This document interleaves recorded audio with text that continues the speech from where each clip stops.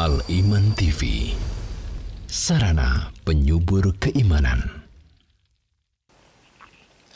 Ma'asyiral muslimin wal muslimat, bapak-bapak dan ibu-ibu di mana saja berada, mari kita sebagai seorang hamba yang tidak lepas dari nikmat Allah Subhanahu wa taala, kita mensyukuri nikmat ini dengan menuntut ilmu, dan kita amalkan ilmu ini yang itu apabila berupa kewajiban atau perkara yang sunnah, dan kita tinggalkan larangan-larangan Allah Ta'ala, baik yang haram maupun yang makruh, karena Allah Ta'ala tidak melarang kita, melainkan jika kita langgar mesti bahayanya menimpa pada kita. Dan itulah rahmat Allah yang selalu berkeinginan baik kepada hambanya, dan selalu menunjukkan kepada kita jalan yang benar. Selanjutnya kajian kita pada pagi hari ini, kita akan membahas kasih sayanglah anak yatim. Ya. Kasih sayangilah anak yatim. Termasuk kaum muslimin. Inna min mahasinis syari'ati wa kamalil akhlaqil lati ta'at ilaiha al-inayatu bil yatim.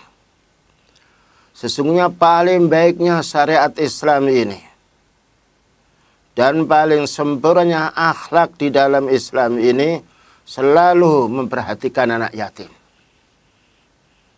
Inilah kekhususan agama Islam. Selalu memantau kebutuhan umat. Tidak ada satu masalah yang dihadapi oleh manusia, melainkan hanya Islam yang memecahkan masalahnya. Sedangkan anak yatim ini wa huwa man faqada abahu wa huwa dunal bulugh. Jadi anak yatim itu adalah orang yang kehilangan bapaknya. Entah itu karena meninggal dunia atau pergi. Ya, tidak tahu dia ini meninggal dunia apa tidak. Nah, jadi anak yatim ini adalah anak yang ditinggal meninggal dunia ayahnya atau ditinggal pergi, tidak ada kabar. Dan dia ini sebelum balik. Kalau sudah balik bukan namanya anak yatim. Wala yutma ba'dal bulugh, tidak dinamakan anak yatim kalau sudah balik. Karena sudah balik. Dan inilah kesalahan di antara lembaga-lembaga panti asuhan anak yatim tetapi sudah balik-balik. Dan anak yatim itu adalah anak yang ditinggal mati oleh ayahnya atau pergi, tidak diketahui di mana keberadaan ayahnya, dan dia sebelum balik. Kemudian juga wayul haqu bihi majhulun nasab. Termasuk anak yatim pula orang tidak diketahui nasabnya. Ini anaknya siapa? Mungkin ada orang ketika dia punya anak dibuang anak itu, atau diletakkan di rumah sakit. Ya, bapaknya pergi, ibunya pergi, namanya orang. Sehingga tidak diketahui nasabnya. Fa'innahu fi hukmil yatimi li fakti liwalidayhi. Maka dihukumi dia anak yatim. Kenapa? Tidak dikenal, tidak diketahui dua orang tuanya. Bisa jadi karena sengsara, atau orang tersebut dalam peperangan, meninggal dunia, lalu tinggal anak-anak kecil, bisa jadi. Bal huwa asyaddu hajatan min ma'rufin nasabi. Bahkan anak yang tidak diketahui identitas bapak dan ibunya ini lebih sangat untuk mendapatkan bantuan. Kenapa? Li'atawi ma'rifati qaribin. Karena tidak diketahui kerabatnya ini anaknya siapa. Yalja'u ila inda darurah. Dan ini harus kita fahami. Ya, dan jadi Islam selalu menolong manusia. Selalu menolong orang yang sifatnya tidak bisa hidup dengan sendirinya seperti anak yatim. Faman yakfulu tiflan majhulan nasab. Siapa yang menanggung anak kecil yang tidak diketahui nasabnya. Umpamanya ada orang dibuang anak itu, lalu ditemu, lalu dia tidak tahu ini bapaknya siapa, punya siapa, ini anak yatim. Fa'innahu dakhilun fil ajri al-murattabati ala kafalatil yatim. Maka orang yang mau mendidiknya dan mau merawatnya ini adalah setingkat orang yang sedang membantu anak yatim. Nah, Islam menjelaskan kepada kita kaum muslimin banyak sekali. Faqad dzakarallahu subhanahu wa ta'ala al-yatima fi kitabihi fi aksara min 20 mawdi'an. Allah subhanahu wa ta'ala menjelaskan anak yatim di dalam kitabnya ini lebih daripada 20 tempat. Ini menunjukkan pentingnya ya agar kita kaum muslimin memperhatikan anak yatim. Yad'u fiha ilal ihsani ilahi, yang mana Allah Ta'ala menyuruh kita agar berbuat baik kepada anak yatim. Ketika kita berbuat baik kepada anak yatim kaum muslimin, jangan kita berpikir melaratnya, tetapi berpikir keutamaan yang kita peroleh ketika mendidik anak yatim. Jaminan masuk surga ketika kita didik yang bagus, kita didik dalam ajaran Islam. Naam, wa yuhadziru min man dzalamahu. Dan harus apa itu? Waspada, jangan sampai kita menzalimi anak yatim. Terutama ketika anak yatim ini meninggal dunia bapaknya, ya, bapaknya kaya. Nah, kemudian ya apa itu ketika meninggal tentu istrinya jadi janda. Dan anak yatim jangan sampai kita ini menikahi janda yang kaya raya itu lalu untuk mengambil hartanya anak yatim. Tidak boleh. Bahkan bagaimana kita bisa menolong janda yang kaya itu dan bisa kita mendidik pula anak yatim. Karena itu lebih besar pahalanya daripada kita mengambil hartanya. Begitu Islam mendidik kita. Sosial yang tidak pernah merugikan umat. Wal i'tida'a ala amwalihi. Wal i'tida'a ala amwalihi. Dan tidak boleh kita yaitu berlebih-lebihan mengambil hartanya. Ya, jadi kalau kita memelihara anak yatim, kita boleh makan dari harta anak yatim itu kalau kita tidak bisa mencari pekerjaan yang lain. Sebagaimana umpamanya yaitu pemeliharaan anak yatim orang miskin, boleh sekedar makan saja sebagai ganti ongkosnya. Tapi kalau dia mampu mencari rezeki sendiri dan tidak mengambil harta anak yatim, maka dia membantu anak yatim dimasakkan, dan itu keutamaan. Itulah yang nanti akan diperoleh besok pada hari kiamat. Pahala yang cukup besar. Ya, ini perlu diperhatikan. Jangan sampai ketika yaitu seorang suami meninggal dunia yang kaya lalu istrinya menjadi janda, kemudian anak yatimnya banyak lalu menikahi untuk mengambil hartanya. Na'udzubillah min dzalik. Aw akala syai'in min huquqihi, atau yaitu mengambil makan dari haknya, dia tidak boleh. Itu tadi kecuali kalau kita memelihara anak yatim ini, kita tidak punya pekerjaan karena kemiskinannya. Dan karena kita mendidik anak itu boleh kita sekedar makan sekedarnya. Maka Allah berwasiat kepada kita semua di dalam surat Al-Baqarah nomor 83. Wa idh akhadna mitsaqa bani Israila la ta'buduna illallah wa bil walidaini ihsana wa dzil qurba wal yatama wal masakin wa qulu linnasi husna wa aqimus salata wa atuz zakata summa tawallaitum illa qalilan minkum wa antum mu'ridun. Artinya, wa idza akhadna mitsaqa bani Israila, Dan ingatlah tatkala kami yaitu Allah mengambil perjanjian Bani Israel. Masing-masing umat diangkat perjanjian oleh Allah Ta'ala. Perjanjian itu pertama, la ta'buduna illallah. Jangan kamu beribadah kecuali kepada Allah. Mengapa kita hanya disuruh beribadah kepada Allah, tidak kepada makhluk? Karena Allah Ta'ala yang menciptakan segala sesuatu. Dan yang menciptakan manusia. Dan yang memenuhi kebutuhan manusia. Tidak ada satu pun makhluk yang bisa menandingi kekuasaan Allah. Secara fitrah pun juga kita memahami.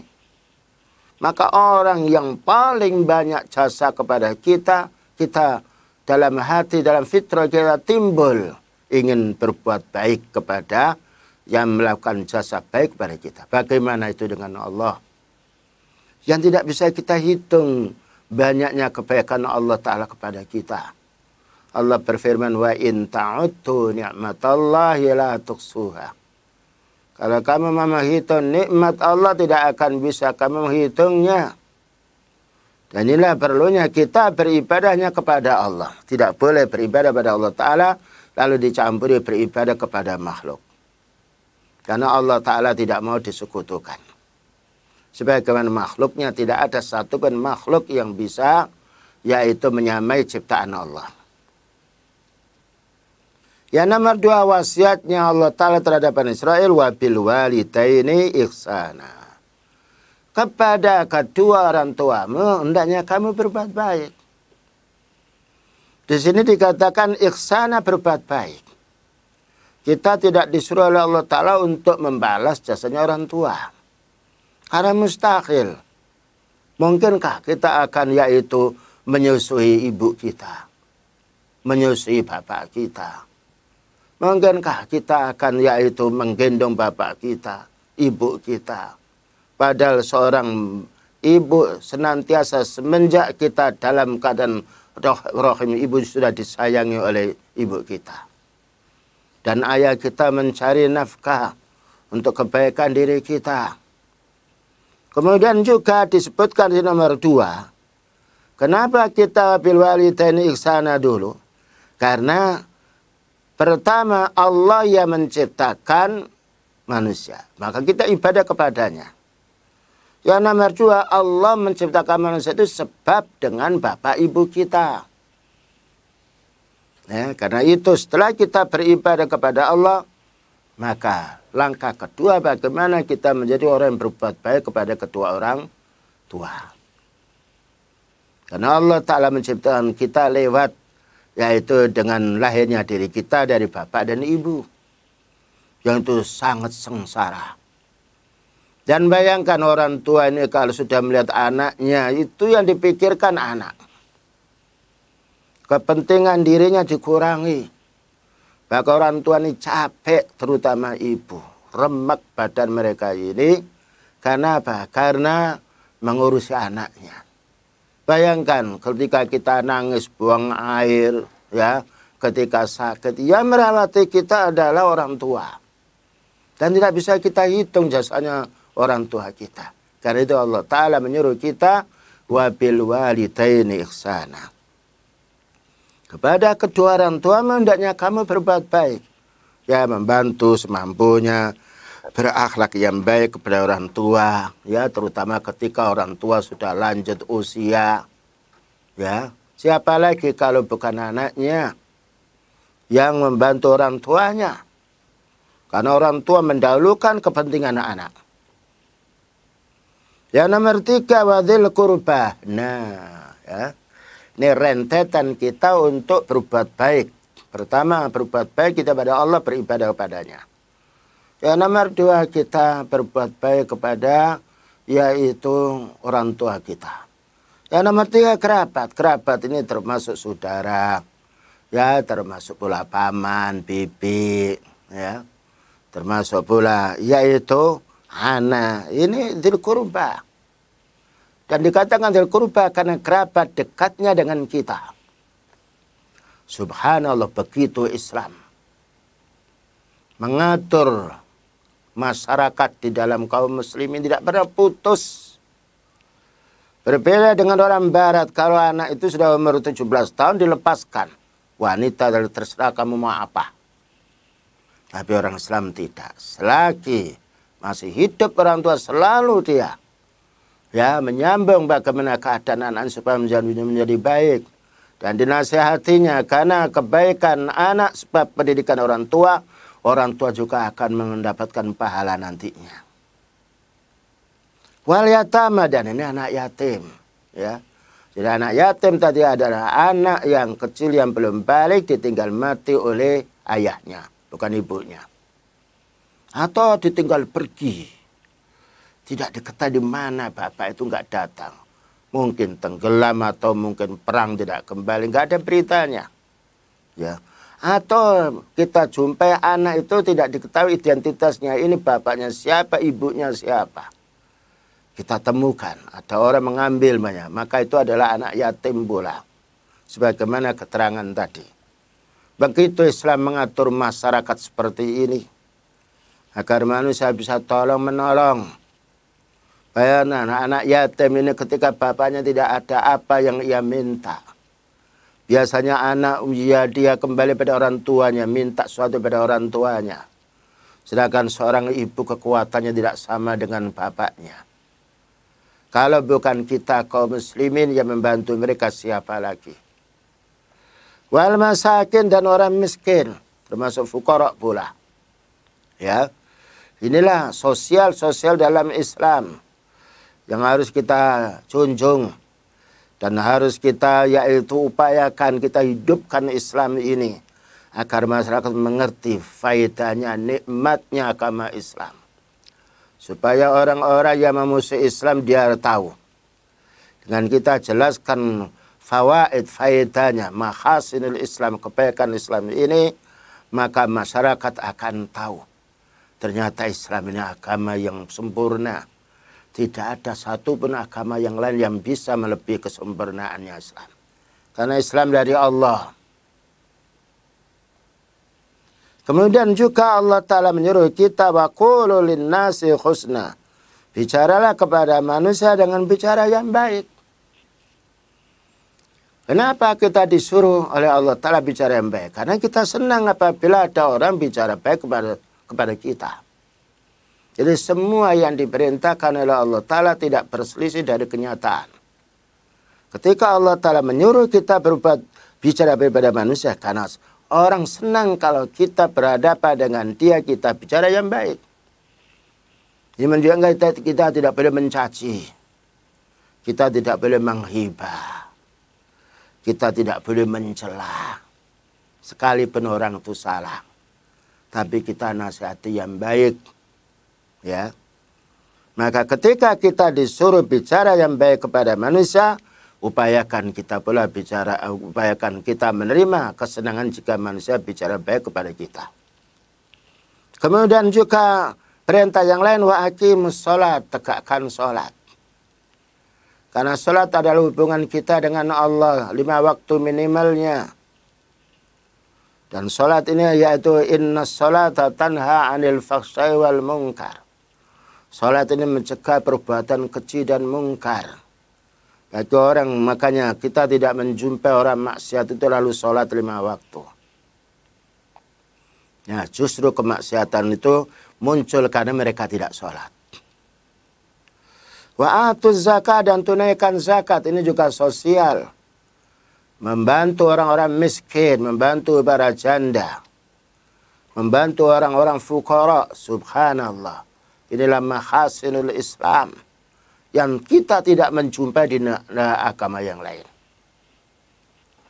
Bayangkan kalau umat Islam menghutangi saudaranya 1 juta, harus kembali 1 juta. Karena maksudnya menghutang itu untuk mencari pahala, bukan cari keuntungan duniawi. Ya. Maka bagaimana kita ambil 1.100.000 atau 1.050.000? Ini hanya pendoliman. Orang itu hutang karena dia sangat butuh. Ya. Maka sekarang banyak orang-orang hancur dalam masalah urusan riba. Karena Allah Ta'ala sudah berjanji yamhaqullahu riba wa yurbis shadaqah, Allah akan menghancurkan muamalah dengan riba. Tapi Allah akan menambah orang-orang selalu bersedekah. Bayangkan bapak dan ibu, tanyalah pada orang-orang suka dermawan. Itu hati mereka senang. Ya. Walaupun harta mereka itu keluar, karena mereka yakin yang mereka keluarkan harta mereka bagikan pada tetangganya, saudaranya, itu untuk diri mereka. Tetapi kalau tidak kita keluarkan, untuk apa? Perut kita tidak membesar dengan harta kita yang banyak. Maka bagaimana kelebihan harta itu? Di samping kita butuh untuk diri kita dan juga keluarga kita, kita salurkan kepada saudara kita kaum muslimin yang membutuhkan. Summa tawallaitum, kemudian kamu itu berpaling. Ini wataknya manusia. Ya, diperintah oleh Allah Ta'ala yang baik, tetapi ternyata manusia banyak membangkangnya. Illa qalilan minkum, kecuali sedikit di antara kamu ini. Nah, inilah yang melakukan kebaikan itu hanya sedikit. Karena manusia itu punya sifat kufur, punya sifat angkuh, punya sifat emosi, punya sifat ingin menang sendiri. Wa antum mu'ridun, dan kamu itu berpaling. Nah, inilah yang harus kita pahami, kebaikan Islam ini jangan sampai kita abaikan. Karena apabila kita abaikan, itu kerugian terhadap kita sendiri. Jika kita laksanakan kebaikannya untuk kita. Fa'akata 'alal ihsan ilal yatim kama huwa muta'akkidun lil walidaini walidil qurba. Maka ayat ini menekankan diri kita agar berbuat baik kepada anak yatim. Sebagaimana ditekankan pula kita hendaknya berbuat baik pada kedua orang tua dan kepada kerabat. Selanjutnya, kaum muslimin yang dirahmati oleh Allah Ta'ala. Walaqad kana an-nabiyyu sallallahu alaihi wasallam kadzalika fa huwa arhamun nasi bil yatimi wa ar'afuhum bihi. Demikian juga adalah Nabi sallallahu alaihi wasallam ini paling belas kasihan manusia kepada anak yatim. Jadi beliau paling baiknya, paling belas kasihannya manusia terhadap anak yatim. Wa ar'afuhum bihi, dan paling lembutnya. Subhanallah. Hatta qala min azimi syafaqatihi 'anil yatim rahmatihi. Sehingga beliau bersabda, karena paling besar, termasuk besarnya kerinduannya, kasih sayangnya beliau kepada anak yatim dan belas kasihannya ini, beliau mengatakan ana wa kafirul yatim kahataini. Saya dan orang yang mau menjamin, ya, yang mau mengkafil, yang mau membiayai anak yatim kahata ini seperti ini, yaitu dua jari, jari telunjuk dan jari tengah. Subhanallah. Maknanya kahata ini fil jannah, walaupun derajatnya tidak sama, karena beliau derajat yang paling tinggi masuk dalam surga. Ini tasjid, dorongan dari beliau kepada umatnya yang beriman kepada Allah Ta'ala dan beriman pula kepada Rasulnya Sallallahu Alaihi Wasallam. Bagaimana kita menjadi orang yang menyantuni anak yatim. Ya, kita santuni. Selanjutnya pula. Wa an Sahal bin Sa'din radhiyallahu anhu. Bersumber pula dari Sahal bin Sa'ad, semoga Allah meridainya. Anin Nabi sallallahu alaihi wasallam, dari Nabi sallallahu alaihi wasallam. Qala, beliau bersabda, ana wa kafirul yatimi fil jannati hakadha. Rawahul Bukhari. Saya, katanya beliau, saya dan juga penanggung, pendidik, pengkafil anak yatim di dalam surga nantinya seperti ini. Maqala, dan beliau mengatakan bi isba'i sababa wal wusta. Ya, yakni jari telunjuk itu yang setelah ibu jari ini. Benar wusta yang tengah ini. Menunjukkan rapat. Ini adalah kabar gembira. Nah, inilah supaya kita sebelum meninggal dunia, bagaimana bisa membantu anak yatim, terutama bagi mereka yang sengsara hidupnya. Apalagi ketika meninggal dunia suami istri itu punya anak yang banyak. Nah, bagaimana kita bisa bekerja sama dengan saudara kita untuk menyantuni anak-anak yatim. Makanya sebagian ada lembaga pula untuk menyantuni anak yatim. Nah, semoga di ma'had kita pula juga demikian. Bukan hanya membantu janda saja, bagaimana membantu pula anak-anak yatim. Karena ini termasuk paling besar pahalanya. Jaminannya ana wa kafilul yatim fil jannah hakadha. Namun anak yatim tadi adalah anak yang sudah, yaitu yang belum balik. Ya, baik itu wanita maupun laki-laki. Kalau sudah balik bukan anak yatim, tapi kita kalau tahu itu bukan anak yatim sudah balik, dia sengsara, maka kita bantu karena kemiskinannya. Bukan kita bantu karena anak yatimnya. Selanjutnya pula. Wa ana Abi Hurairah radhiyallahu anhu. Bersumber dari Abu Hurairah, semoga Allah Ta'ala meridainya.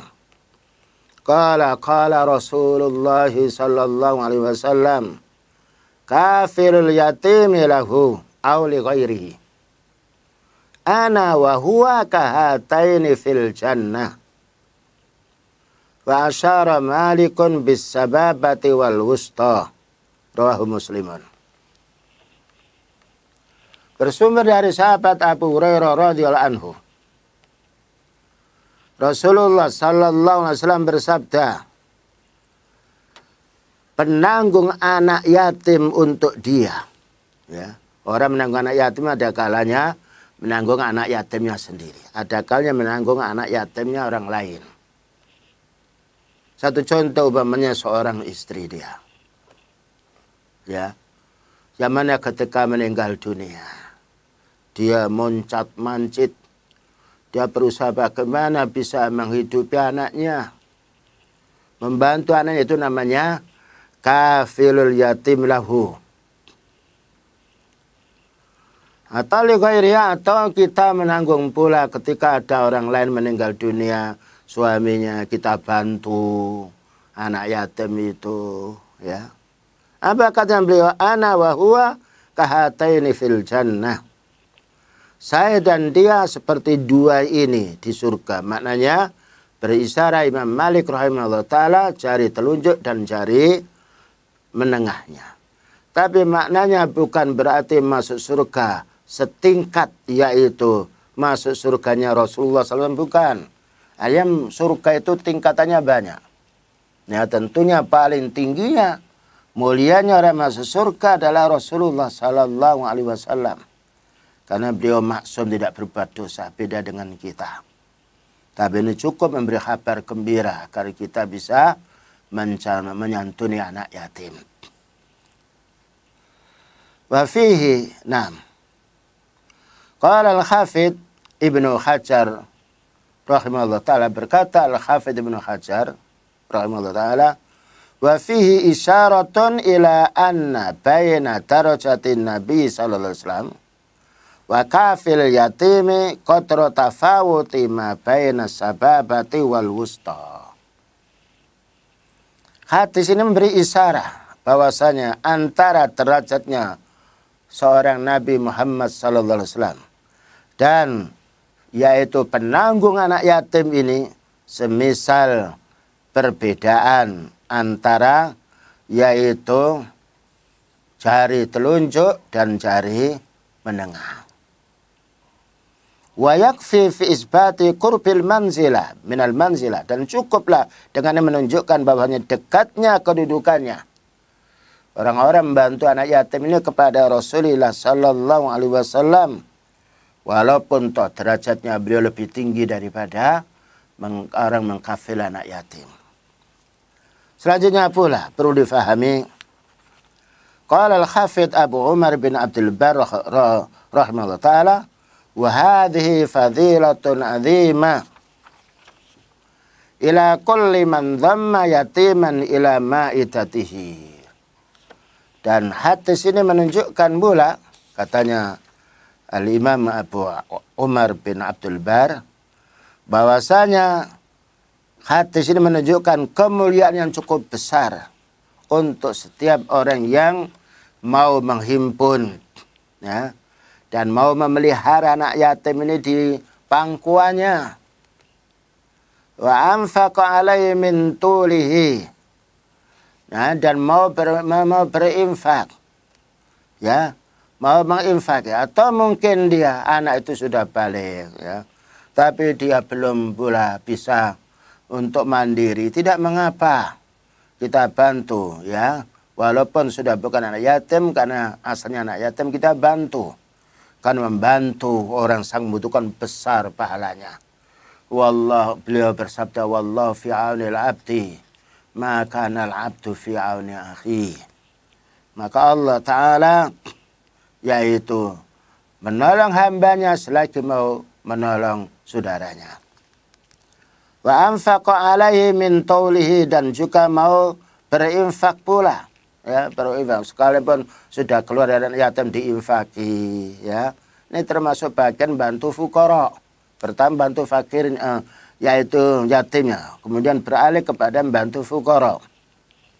Dan ini pula kebahagiaan bagi orang-orang yang cukup hartanya, kemudian dia mau membiayai, ya, membantu saudaranya yang miskin, yang tidak bisa mencari duit, ya, lalu ada dibantunya dia, sekalipun toh itu sudah balik, ini termasuk yang besar. Ya, karena harta kita kaum muslimin akan bermanfaat apabila harta ini kita gunakan untuk ibadah kepada Allah. Kita gunakan untuk membantu orang sangat membutuhkan.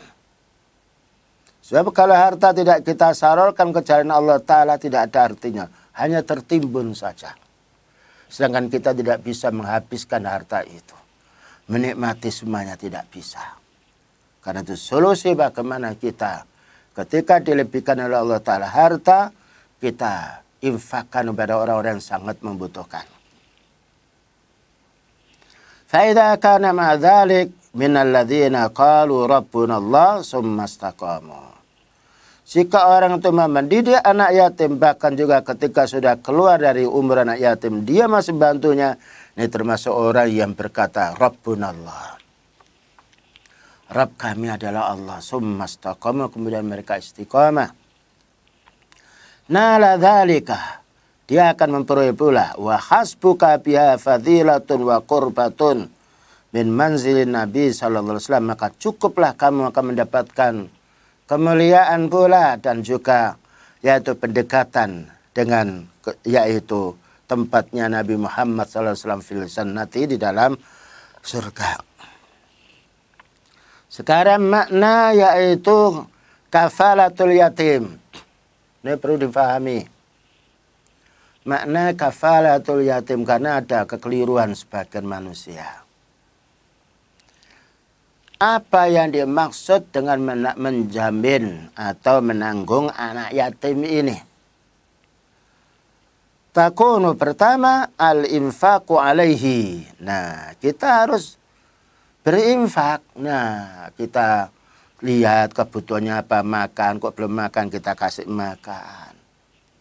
Nah, wa kiswatuhu atau wa kiswatihi, dan kita memberikan baju, karena manusia itu butuh baju. Kita berikan baju, ya, tentunya sesuai dengan kemampuan kita. Ini besar pahalanya. Dan seorang ibu pun juga akan senang jika punya beban yang begitu berat, kehilangan suami yang mencarikan rezeki, sedangkan mestinya seorang istri itu penanggung jawab rezekinya hanya dari, yaitu penanggung jawabnya dari suami. Ketika suami meninggal dunia, tentu seorang istri dia bingung mencari nafkah untuk dirinya, mencari nafkah pula untuk anaknya. Yang nomor 3, wa aidon bitarbiyati, mendidik. Ya, tapi mendidik bukan di sekolah, sekolah yang sekolah din. Ya, Dididik agar apa? Karena anak ini apabila diajari dengan agama Islam itu maka menjadi anak yang baik. Sehingga kita tidak sia-sia. Jadi kita ketika itu membantu anak yatim, kita lihat di mana dia pendidikannya. Di mana dia sekolah. Maka apabila dia ini menyekolahkan di tempat din, ya itu pondok-pondok yang sifatnya mengamalkan sunnah, perlu kita bantu. Karena mereka ini sedang dididik masalah urusan din.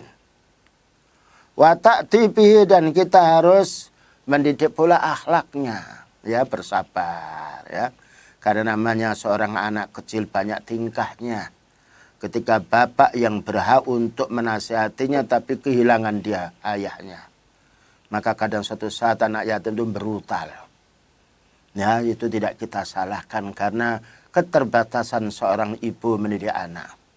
Dan juga karena anak ini perlu yaitu pemimpin yang mendidik dia, yaitu orang tuanya. Ketika orang tuanya tidak ada, bapaknya, kita harus bersabar mendidiknya. Wa tansi'atuhu 'ala sholahi wal istiqamah. Bagaimana kita didik mereka agar menjadi orang yang baik dan istiqamah. Dididik, kita ajak, ya. Jadi bukan hanya sekedar kita mengirimkan duit. Ya nanti tidak tahu di mana duit itu akan dibuat.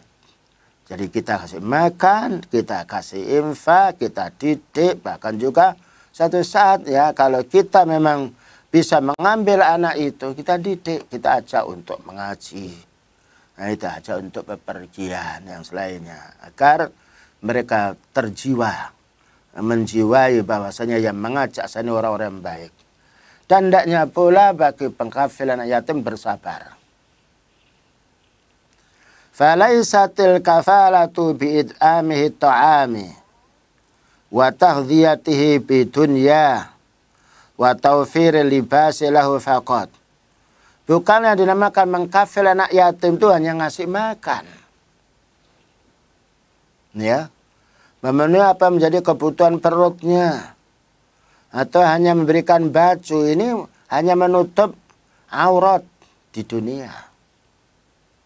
Dan belum menjamin orang ngasih makan dan ngasih baju kepada anak yatim dia menjadi baik.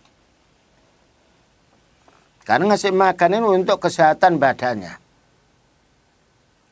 Berbaju untuk menutupi auratnya. Tapi belum tentu moral anak itu menjadi baik.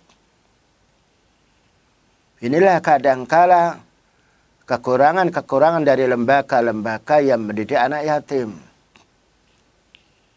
Sehingga terkadang keluar dari sekolah atau dari lembaga masih tetap menjadi anak yang tidak sopan. Karena kebaikan anak itu tergantung kepada pendidikan. Ya, jadi diupayakan betul-betul serius, bukan hanya menyerahkan duit, bukan hanya menyerahkan pakaian. Makanya kalau ada orang minta sumbang untuk anak yatim, yang itu punya lembaga, kita tinjau dulu. Kalau memang lembaga itu betul-betul kita tahu ini mendidik anak, bukan hanya sekedar ngasih makan dan kesehatan badannya, tetapi kesehatan hati dididik pula dengan din, ini. Itu yang cukup besar pahalanya. Dan kita akan mendapatkan pahala pula. Karena ketika anak itu baik karena kita biayai, maka kita mendapatkan pahala pula. Bal wa aidan bitaghdiyatihi al-ghadha ar-ruhiyah al-qalbiyah. Tetapi kita harus ngasih makan hatinya ini. Memberi makan hati itu lebih penting. Karena baiknya manusia tergantung hatinya. Buruknya manusia pula tergantung yaitu hatinya. Ini harus kita fahami. Ya, berapa banyak orang penampilannya baik tapi akhlaknya tidak baik. Tapi kalau orang itu walaupun miskin anak yatim itu dia. Tapi kalau akhlaknya ini jiwanya itu baik Islam dan dia mengikuti wahyu Allah Ta'ala menjadi orang yang bagus. Karena baiknya manusia bukan tergantung urusan dunia. Beliau bersabda ala at-taqwa hahuna. Ingatlah ketakwaan itu yaitu di hatimu. Ini pentingnya dididik anak yatim ini dengan pendidikan betul-betul, pendidikan yang sangat baik. Wa ta'addubi bi adabis syariati, dan juga perlu kita memberikan pula pendidikan adab syar'i. Ya, dididik adab syar'i, bagaimana sholat, bagaimana dengan orang tua, bagaimana dengan anak-anak, bagaimana dengan kawan, ya, bagaimana dengan orang tua. Ini harus dididik. Karena anak itu pada dasarnya dia, yaitu ketika sudah lahir fitrahnya bagus, tapi terpengaruh dengan lingkungan. Maka bagaimana kita bisa mendidik mereka. Wa akhlaqi hadzal din, dan juga perlu kita didik dengan akhlak din. Wal akhdhi biyadihi liyasluka tariqal istiqamati, dan kita hendaknya menunjukkan dia jalan yang lurus. Wal muhafadhu ala ta'atillah, dan tetap juga menjadi orang taat kepada Allah. Diajak waktu sholat, kita ajak sholat. Waktu siam, kita ajak siam ketika sudah waktunya balik. Dan kita ajak untuk membaca Quran, mengaji. Oleh karena itu Rasulullah SAW bersabda, wa ana bi Hurairah radhiyallahu anhu anin Nabi sallallahu alaihi wasallam qala as-sa'i 'alal armalati wal miskini kal mujahidi fi sabilillah. Wa aksibuhu qala wa kal qa'imi la yafturu wa kas sa'imi la yuftiru, muttafaq alaih. Bersumber dari Abu Hurairah dari Nabi sallallahu alaihi wasallam, orang yang membantu janda. Nah, membantu janda, yaitu orang yang ditinggal mati oleh yaitu suaminya, atau yang dicerai oleh suaminya. Termasuk janda pula yaitu wanita yang belum menikah. Ya, itu masuk janda. Dia sampai umur 30 tahun ya belum menikah. Karena pada dasarnya wanita ini tanggung jawabnya orang tua. Kalau sudah menikah, tanggung jawabnya yaitu suami. Nah, ketika dia belum menikah itu dia mencari rezeki sendiri. Nah, padahal wanita itu tidak bertanggung jawab untuk mencari rezeki sendiri. Karena Allah Ta'ala telah menjadikan ar-rijalu qawwamun 'alan nisa. Laki-laki yang harus mengurusi wanita itu sendiri. Wal miskin, dan juga orang miskin. Maka orang bantu janda dan orang miskin kal mujahidi fi sabilillah, seperti orang berjihad fi sabilillah. Dalam satu hadis kelanjutan kal qaimi la yafturu. Orang bantu janda, bantu miskin, bantu orang-orang yang tidak mampu itu seperti malamnya sholat semalam suntuk. Subhanallah. Wakasa ini siang harinya seperti orang siam la yaftiru, yang tidak pernah berbuka. Bayangkan itu keutamaan orang membantu janda. Keutamaan membantu miskin besar. Diibaratkan mujahid fi sabilillah, orang perang menuju jalan Allah. Membunuh, memerangi orang kafir. Nomor dua, seperti orang yang sholat malam suntuk. Padahal kita 12 jam nggak mungkin kita akan bisa yaitu sholat semalam suntuk. Tapi dengan membantu ini pahalanya seperti orang sholat semalam suntuk. Dan juga seperti orang yang siam pada waktu harinya. Malamnya seperti sholat terus menerus, siangnya seperti siam. Selanjutnya istilah janda. Ya. Karena anak yatim hubungannya dengan ibunya, namanya janda. Wal armala hiyal mar'atul lati la zawja laha. Ya. Janda itu wanita yang tidak punya suami. Dia tidak punya suami. Bisa juga suami itu meninggal dunia. Atau pergi. Nah, tidak ada kabarnya, tidak dikasih infak. Imma liqauniha lam tatazawwaj, ada kalanya karena belum menikah. Jadi wanita yang belum menikah, ya yang sudah lanjut usia itu termasuk janda pula. Karena mana janda itu tidak punya suami. Atau punya suami tapi dicerai oleh suaminya. Atau tinggal mati. Ini yang perlu kita pahami. Jadi kalau kita mau membantu masalah janda, kita bukan hanya melihat mereka-mereka yang sudah pernah menikah lalu meninggal dunia suaminya atau dicerai. Tetapi kita melihat wanita-wanita. Nah, yang sifatnya sudah lama, berumur 30, 25, ya. Yang dia belum menikah itu termasuk janda. Karena makna janda itu adalah wanita yang tidak punya suami. Ya, tidak punya suami bisa juga karena belum menikah. Tidak punya suami pula karena suaminya meninggal dunia. Ali kaunihi mata anha aw faraqaha. Atau karena suaminya meninggal dunia atau bisa dicerai oleh suaminya. Nah, ini yang perlu kita pahami. Jadi untuk berikutnya bagian-bagian dana sosial ini untuk janda perlu kita pahami pula wanita-wanita yang belum menikah, yang sudah saatnya dia menikah. Nah, tapi belum ada yang menikahinya, ini termasuk janda. Wakila innal armata hiya man mata anha zaujuha. Ada lagi yang berpendapat janda itu adalah orang yang ditinggal mati oleh suaminya. Wa qad takunu armalatan wa ma'ahu aulad. Dan kadangkala pula dia itu janda mempunyai anak pula. Kalau punya anak pula maka dia hendaknya mendapatkan bantuan yang lebih. Karena dia bertanggung jawab pula terhadap anak-anaknya. Begitu kaum muslimin wal muslimat yang dapat kami sampaikan. Wassallallahu ala nabiyina Muhammadin wa ala alihi wa sahbihi wasallam. Subhanakallahumma bihamdika asyhadu an la ilaha illa anta astaghfiruka wa atubu ilaik. Walhamdulillahirabbil alamin. Wassalamualaikum warahmatullahi wabarakatuh. Dukung channel kami dengan like, subscribe, dan aktifkan notifikasi agar kamu tidak ketinggalan video-video menarik lainnya.